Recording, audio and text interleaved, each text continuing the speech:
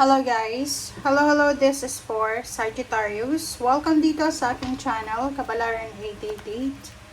Welcome Sagittarius. Alamin natin kung anong messages, vibration, gabay energy para sa inyong lahat. So, this is for the second half of April 2026. Sagittarius, general reading tayo. Okay, first card mo dito is 8 of Diamonds. Number 44, so 8 din, 88. Okay. This is broken glass. Sinasabi ng Vera sa'yo na you need to be careful kasi there's a bad luck for long years or posibleng there's a death of a friend or someone na malapit sa'yo. So, sinasabi ng Vera na to na possible na may bad news ka na matatanggap sa 2 linggong ito.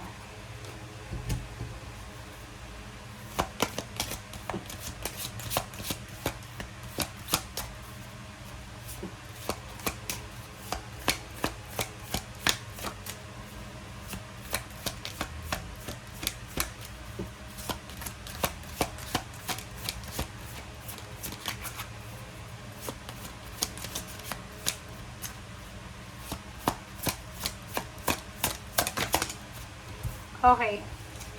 Second deck natin is Mysteries. Okay. So, dito sa barahang ito, 2 linggo siya na marirealize mo na yung nangyari sa past ay kumbaga konektado sa current situation mo and then sa future. Kumbaga there's a karma. Is a karmic blessing or karmic justice na posibleng mangyari sa'yo sa 2 linggong ito.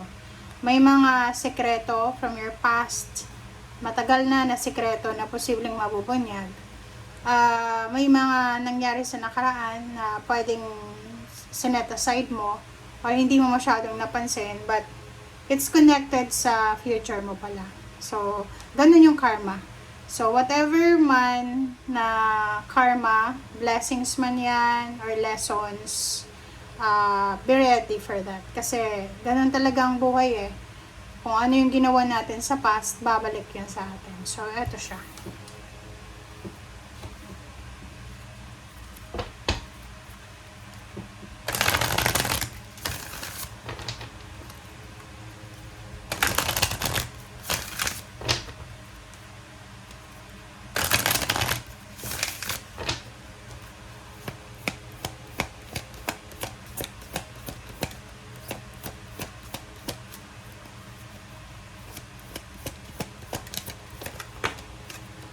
Okay.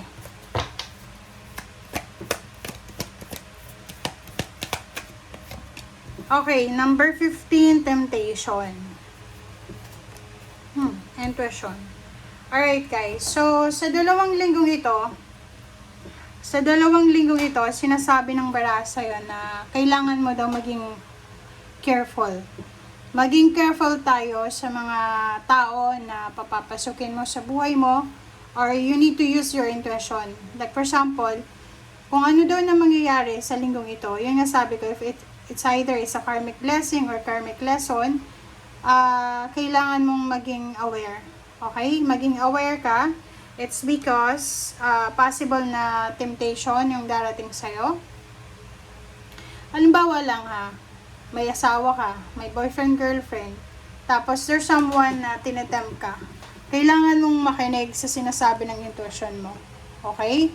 Kasi, whatever man na mangyari ngayon, or whatever your decision, pwede ngayon or before, nanloko ka ba dati, niloko ka ba dati, or whatever man na nangyari dati, because of temptation, ibabalik daw yan ng universe. Kaya nga, ipalagay na lang natin na ngayon ay, ito yung past and the future will be next year or next few years. So, para maganda yung past, para maganda yung future natin, ngayon pa lang, umiwas na tayo sa kung ano man na masasama. It's either temptation sa relationship, bisyo, or whatever man, na posibleng maging rason para mapahamak ka. Okay? So, dito sinasabi ng baraha sa'yo. Okay, wait lang guys. OMG. Okay. So, sinasabi ng baraha dyan sa'yo, Sagittarius na yon, you need to be careful. Maging careful ka. Alam mo, maybe yun lang, yung nakita ko sa'yo dito sa barahang to. Kasi, itong dalawa, it's either dati, may asawa ka, or until now, you're in a relationship, pero dati, may ginawa kang hindi maganda sa kanya. Ibabalik daw ng tadhana, ng karma, kung ano yung ginawa mo. Kaya nga, there's a broken glass. Pwedeng may mga paghihiwalay. Basta, ikaw na yung bahala dyan, okay? Lalo sa relationship.